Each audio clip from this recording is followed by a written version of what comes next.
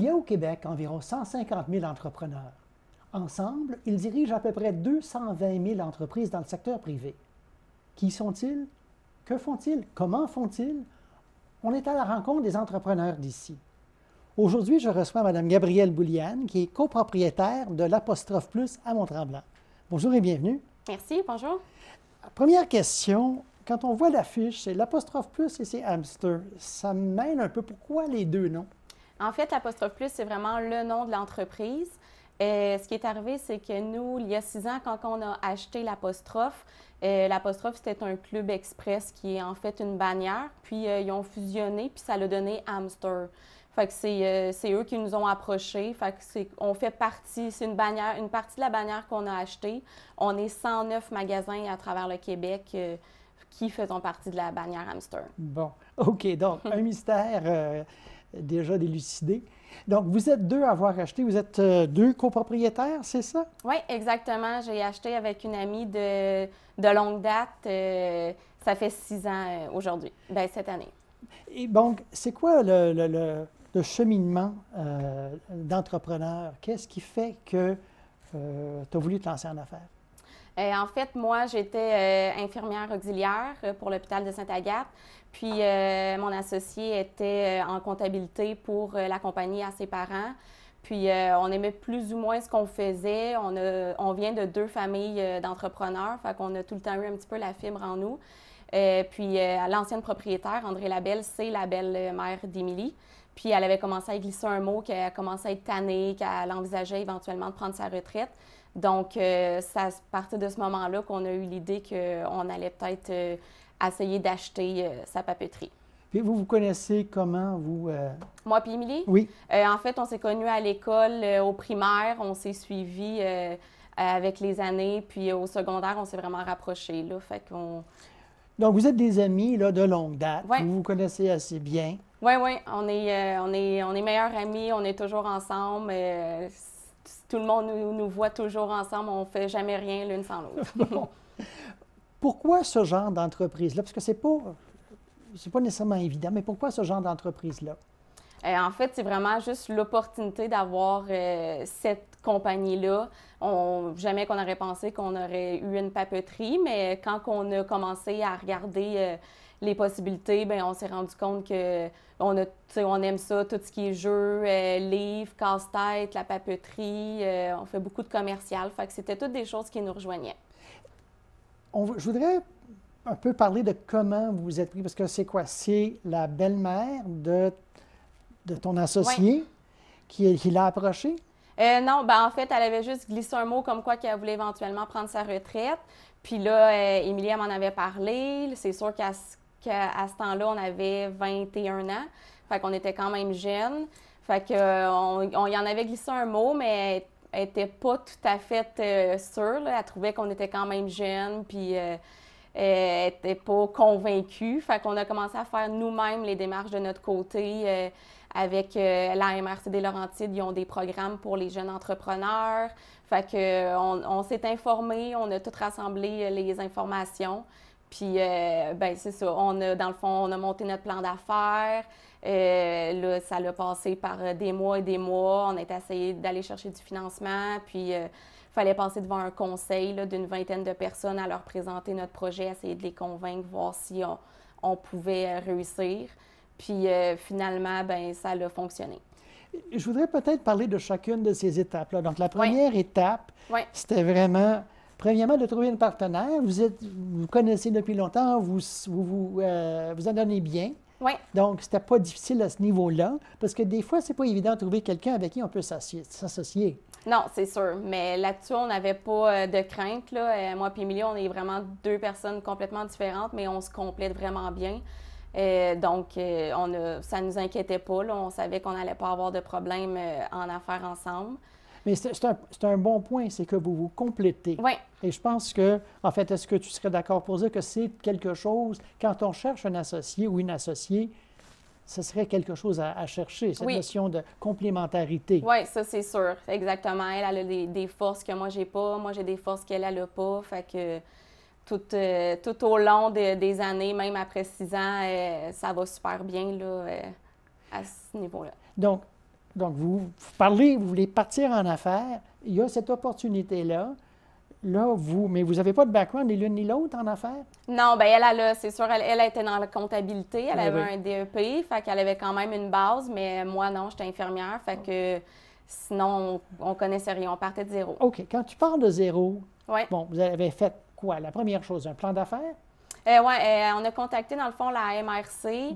Eux, c'est comme le CDE, le CLD. Ils ont un programme pour les jeunes entrepreneurs. Fait que, ils nous ont vraiment beaucoup aidés. Tout le long là, du parcours, ils nous ont encadrés. Fait qu'ils nous ont montré vraiment des données réalistes, ce qu'il nous faudrait. Ils ont tout avec nous mis des chiffres sur la table. L'ancienne propriétaire, elle, ben c'est ça, elle nous fournissait les informations qu'on avait besoin. Puis après ça, oui, il faut monter vraiment un plan d'affaires. Fait que, mettons, dans 2 ans, on va être rendu où, qu'est-ce qu'on veut améliorer. Fait que tout ça. Fait que après ça, on passe devant un conseil puis on leur présente. Mais c'est ça, c'est justement parce que tu avais parlé d'un conseil d'une vingtaine de personnes. Oui.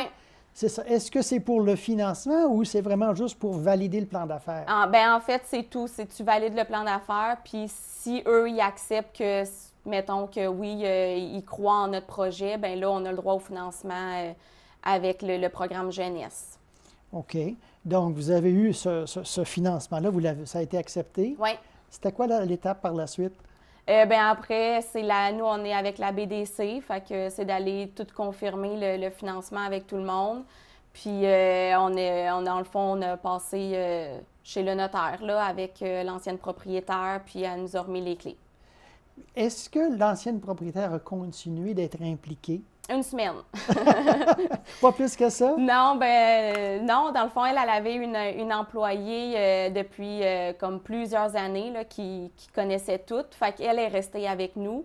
Fait qu'on voulait vraiment voler de nos propres ailes puis mettre tout de suite le magasin à notre main. Là. Fait qu'on avait toujours Nathalie Gauthier qui est toujours avec nous, là, qui pouvait toujours répondre à nos questions puis nous aider. Fait que André, elle a toujours resté à notre disposition. On pouvait l'appeler quand on avait besoin d'aide, mais non, on voulait vraiment voler nos propres ailes. Donc, vous n'avez pas eu besoin de trouver des locaux. Vous êtes toujours à la même place, pas de déménagement? Non, exactement. Elle a loué le local, puis nous, on a resté là, puis on a fait l'acquisition de la bâtisse 1 an après, dans le fond. OK. En fait, l'entreprise existe depuis quand? Depuis facilement 20 ans. Je ne sais pas exactement les dates, mais André était propriétaire facilement depuis 20 ans, puis nous, ça fait 6 ans. Fait que ça fait quand même plusieurs années. OK. Ouais. Et donc, je présume que vous n'avez pas eu non plus à trouver des clients. C'est pas comme si vous partiez de zéro. Il y avait un avantage déjà à acheter quelque chose qui fonctionnait déjà. Oui, c'est ça, exactement. On a vraiment acquis une business qui roulait, qui était bien établie. Elle avait sa clientèle, elle avait des employés stables. Tout roulait super bien. Là. Fait qu'on, pas qu'on l'a eu facile, mais ça nous a vraiment beaucoup aidés. Donc, est-ce que les clients se sont aperçus qu'il y avait quelqu'un d'autre en charge? Bien oui, c'est sûr. Dans le fond, on a quand même passé dans le journal, on a annoncé la bonne nouvelle. À Saint-Jovite, le mot, il se passe vite. Là. Fait que, à date, on a été vraiment bien accueillis par la clientèle. Bon. Écoute, on va revenir dans quelques minutes pour parler un peu là, de quelques détails sur comment on est entrepreneur. Parfait.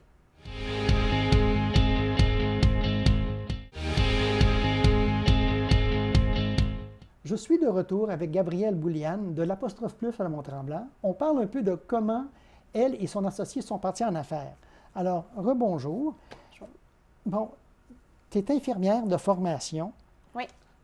Tu as trouvé copropriétaire d'une entreprise, d'une papeterie. C'est quand même tout un saut. Oui. Qu'est-ce que tu as eu à apprendre? En fait, moi, tout, vu que je partais vraiment de zéro. Fait dans le fond, j'ai, c'est ça, appris un peu le service à la clientèle. J'avais déjà travaillé étant plus jeune, mais la caisse, passer les commandes, faire des soumissions, approcher des clients commerciaux. En fait, j'aimerais peut-être décortiquer ça pour comprendre, parce que je pense que beaucoup de gens, mettons quelqu'un qui voudrait partir une entreprise, doit comprendre un peu ces différents éléments-là. Donc, par exemple, avoir du stock à vendre dans le magasin, il faut que tu commandes ça. Oui. OK, donc, c'est quoi le processus pour tout ça? En fait, c'est ça. Nous, on divisait vraiment nos tâches. Au début, moi, j'étais beaucoup plus service à la clientèle, puis Émilie, elle faisait plus ce qui était papier. Quand on commande, c'est nous, heureusement, on avait une employée de longue date qui restait avec nous, fait qu'elle nous a montré passer les commandes. C'est ça. En fait, moi, j'ai appris à passer les commandes, à essayer de trouver des nouveaux fournisseurs. On se tenait vraiment beaucoup à l'affût des nouveautés, les nouveaux gadgets, les jeux. Fait que, au fur et à mesure, on commandait.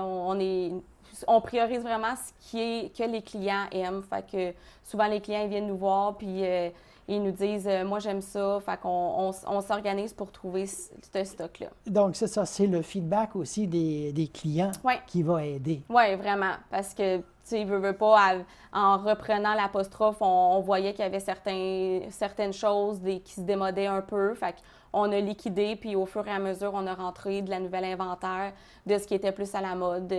Nous, on était plus jeunes, fait qu'on avait une autre vision un peu de l'inventaire. Dans tout ça, le fait de partir une entreprise, qu'est-ce que tu as trouvé le plus facile?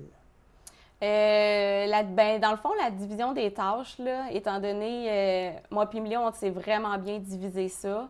Fait que ça a super bien été. Là, dès qu'on a acheté le magasin, on savait où c'est qu'on s'en allait, puis on faisait vraiment chacun nos affaires. Donc ça a été facile. Oui. Si je dis, qu'est-ce qui a été difficile pour partir l'entreprise? L'adaptation, c'est sûr que ça reste toujours la compétition, l'achat en ligne. Il faut toujours innover, veux pas. Là, c'est pas comme quand on était à notre compte, là, t'es propriétaire, fait que c'est vraiment toi qu'il faut tout le temps qui pense à innover, puis à essayer de trouver de la nouvelle clientèle, puis pour que le magasin il roule, puis qu'on se fasse connaître davantage. Ça, c'est quand même difficile, de faire rentrer le monde dans ton magasin. Ça a été quand même un bon défi. Bon. Et qu'est-ce qui marche pour faire rentrer le monde? On a vraiment beaucoup de succès avec Facebook. Tout ce qu'on fait rentrer dans l'inventaire, le magasin, les nouveautés. Puis de plus en plus, le monde, il encourage quand même local. Là, c'est le fun. Explique-moi un peu comment vous avez le coin de papeterie, vous avez des livres, vous avez des jeux. Qu'est-ce que vous avez dans votre magasin? Oui, en fait, on a comme un peu divisé le magasin. Fait qu'il y a un côté que c'est beaucoup plus papeterie, articles de bureau, c'est un volet un petit peu plus comme pour le commercial. Puis le devant du magasin, c'est du livre, on a du jeu, des articles d'art, on a beaucoup de sensoriel qui est de plus en plus à la mode. C'est quoi sensoriel? En fait, c'est tout ce qui est comme pour les enfants, les aider à garder leur attention. Fait que des balles, des manimaux, des animaux lourds, des tangles, c'est comme toutes des choses que les enfants ils peuvent emmener en classe puis ils peuvent manipuler. OK. Sinon, c'est ça. On tient aussi beaucoup de produits québécois, des lignes qu'on a en magasin, les eaux Harrington, les sacoches Lambert, les produits de François Lambert. Fait que c'est tous des produits qu'on tient maintenant. OK. Puis comment on fait pour trouver quelque chose de nouveau? Est-ce que vous allez à des foires des fois? Oui, les gens viennent vous voir en disant je fais ça. Comment vous faites? Pour les jeux, il y a le salon du jouet qu'on va. Fait que c'est là qu'on voit toutes les nouveautés. Sinon, pour le reste, c'est vraiment beaucoup Internet. Des fois, sur Internet, comme il y en a qui disent de devenir fournisseur. Fait qu'on leur écrit, on leur demande s'ils veulent mettre leurs produits en magasin. Puis c'est en regardant, là, les fournisseurs nous appellent, il y a ça a l'air que ça va être populaire, sur TikTok. C'est tout en regardant comme des choses comme ça. Puis ce qui semble intéressant, on le commande, puis on le voit assez vite si ça fonctionne ou non. OK. Est-ce que toi et ton associé, vous avez une journée typique? Oui.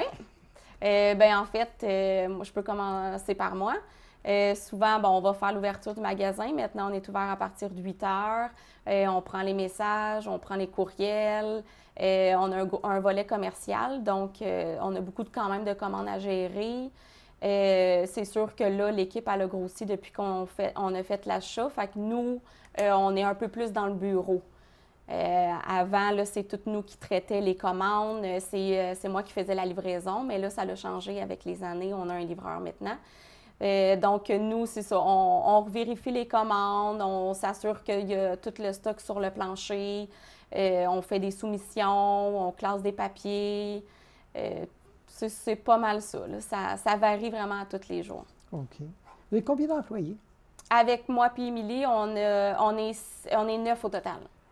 C'est une grosse équipe. Oui, on avait une employée, après ça 2, puis on a monté. Là, c'est sûr qu'aussi, on a 2 magasins. On a fait l'acquisition de Sainte-Agathe il y a 2 ans. Fait qu'il a fallu engager du personnel. OK. Acquérir un autre magasin, c'est doubler essentiellement? Oui. Comment on fait ça? Comment on décide d'un jour, ben là, je vais acheter un autre magasin, là, je vais doubler. Comment on décide ça? En fait, c'est un autre papeterie, c'est un autre hamster qu'on a acheté. Fait qu'on n'a pas parti de zéro là non plus. Fait qu'on on s'est dit, ça nous rejoignait bien, c'était pas loin, fait qu'on peut quand même facilement y aller. Puis vu qu'on a du commercial, on avait un peu du commercial dans ce bout-là, fait qu'on trouvait que ça complétait bien notre région. Fait qu'on a, encore là, ben c'est ça, on a acquis Sainte-Agathe, on a mis une employée de confiance là-bas. Puis, on s'assure d'avoir, on a pas mal toutes les mêmes affaires, le même inventaire. Sainte-Agathe, on a beaucoup plus de livres parce que c'est ce qui fonctionne là-bas. Mais sinon, c'est surtout à Mont-Tremblant que ça part, là, tout ce qui est commercial puis tout ça. OK. Mais quand même, vous devez gérer donc 2 entreprises, Oui. deux places différentes. Mais, par exemple, vous pouvez commander chez un fournisseur pour les 2 magasins. Donc, ça simplifie jusqu'à un certain point. Oui, exactement. Dans le fond, à Mont-Tremblant, on est mieux installé pour comme le dépaquetage des commandes. Fait que c'est vraiment tout arrive à Mont-Tremblant. Puis on a quelqu'un qui défait la commande, qui divise le stock. Puis notre livreur qui envoie le stock à Sainte-Agathe. Sainte-Agathe place son stock. Puis on se parle à tous les jours. Quand il manque du stock, on lui envoie. Fait que c'est comme ça qu'on fait les échanges. Super. On va revenir dans quelques minutes pour compléter notre entretien avec Gabrielle Bouliane de l'Apostrophe Plus. À bientôt.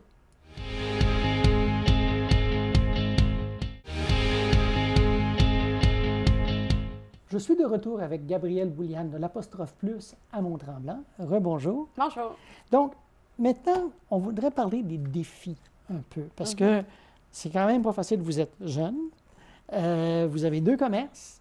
Et toutes sortes de choses qui se passent. Vous êtes un commerce de détail aussi, en grande partie. Oui. La pandémie, premièrement, comment ça vous a affecté? Bien, au début, c'était comme Noël à tous les jours, là. Si on se souvient, là, dans les premiers mois, on dirait que c'était la fin du monde. Fait que tout le monde venait là, au magasin. Puis on se souvient, on avait vendu tout dans le magasin, tous les casse-têtes, les jeux. Les gens y achetaient tout. Fait que on trouvait ça super le fun. C'est sûr qu'il y a eu des périodes où on a dû fermer. Ça a quand même été plus difficile, mais il y a eu beaucoup d'aide du gouvernement. Puis après ça, nous, on était quand même considérés essentiels vu qu'on est une partie commerciale. Bien, surtout que les gens qui travaillent à la maison Oui.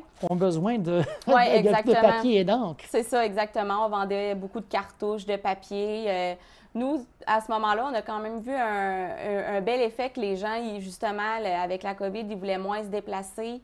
Fait qu'ils encourageaient vraiment plus local. Fait que c'était super le fun. Ça nous a fait découvrir des nouveaux clients. Puis il y a beaucoup de monde qui ne nous connaissait pas, qui ont appris à nous connaître. Parfait. Puis est-ce que les choses sont revenues à la normale? Oui, un peu plus. C'est sûr que c'est un petit peu plus tranquille. On a remarqué Noël passé, c'est sûr, les gens se sont un petit peu habitués aux ventes en ligne. Ils restaient à la maison puis c'était facile de commander, ça arrive à ta porte. Nous, malheureusement, on n'a pas de site transactionnel. Donc, c'est sûr qu'on a vu une légère baisse là, à ce niveau-là. Mais là, cette année, ça semble bien. Les gens ont déjà commencé à faire leurs cadeaux, là, puis on a des belles journées. Bon. Puis, tout le monde fait face à des défis aujourd'hui, que ce soit personnel ou approvisionnement ou inflation. Vous, c'est quoi vos défis? En ce moment, c'est, oui, les approvisionnements. Il y a beaucoup de ruptures de stock. Fait que nous, souvent, là, les gens, quand ils veulent commander quelque chose, ou souvent dans le commercial, ou même dans les jeux, les livres, c'est souvent tout backorder. C'est vraiment, il y a des délais.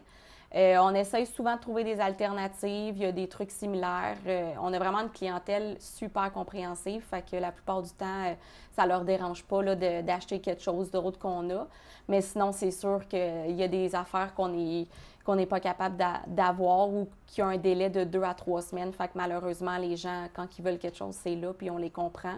Fait qu'ils se tournent vers le web, là. OK. Mais c'est quand même, et ça, je pense que c'est quelque chose que tu avais souligné, cette relation avec le client qui, quand tu le développes et tu l'entretiens, bien, ça permet aussi d'avoir un client compréhensif. Oui, oui, vraiment, là-dessus, on a une super bonne relation avec la clientèle, puis les gens ils disent qu'ils ont un bon service, fait qu'on est contente pour ça. Des fois, les gens, ils vont nous commander une cartouche d'encre, puis ça peut prendre une semaine, puis ils vont attendre au lieu de la commander. Nous, on le sait, là, qu'ils l'ont en ligne ou sur Amazon, puis ils vont dire qu'ils veulent attendre pour la commander avec nous. Bon, et ça, encore là, c'est que c'est le service. Et donc, c'est ça l'avantage d'un commerce local. Oui, aussi. C'est sûr que tu n'as pas le même service. Il y en a des fois qui nous appellent, là, j'ai un problème avec mon imprimante, ça ne fonctionne pas, puis là, je l'ai acheté en ligne, puis là, il n'y a pas de service, mais... Fait que souvent, c'est ça qui fait la différence avec nous. Vous avez aussi à gérer, par exemple, le marketing pour trouver des nouveaux clients, toutes ces choses-là. Comment vous faites ça? Comment c'est, par exemple, qui maintient la page Facebook? Qui décide des annonces? Comment ça se fait, tout ça? En fait, c'est moi puis Émilie. La page Facebook, c'est nous qui la gère. On met régulièrement nos nouveautés, des publications, des concours. Sinon, pour aller chercher de la nouvelle clientèle, souvent c'est du bouche à oreille ou il y a certaines journées dans le mois où on se dit, aujourd'hui on fait quelques appels, puis on se met sur le téléphone, on les appelle, on se présente, puis souvent c'est super positif parce qu'on est jeune, on est local, puis les gens y entendent souvent des bons commentaires, puis ils viennent avec nous. Si je te donnais une baguette magique pour ton entreprise, qu'est-ce que tu en ferais? Qu'est-ce que j'en ferais? En fait, j'essaierais de dire aux gens d'encourager le plus possible local, que ce soit nous ou toutes les petites entreprises. Parce que je pense que c'est notre gros enjeu à nous, c'est vraiment les gens qui achètent en ligne. Sinon, je me souhaiterais à moi et mon équipe encore plein de belles années. Okay. Juste pour revenir un peu à l'achat local, etc. Mm-hmm. Comment, à part le fait que, le dire aux gens de ne pas acheter en ligne, c'est quoi comment tu vas encourager quelqu'un à venir acheter localement? Quels arguments? En fait, on reste quand même assez compétitif au niveau des prix. Là. Si on compare, ce qu'on dit souvent aux gens, c'est vraiment de comparer des pommes avec des pommes. Mm-hmm. On essaye, on est vraiment toujours à l'affût. Quand on commande du stock, on regarde ailleurs, s'il faut, on va diminuer nos marges pour être vraiment le plus compétitive possible. Puis on mise beaucoup sur le service. Le service client, les conseils, la livraison.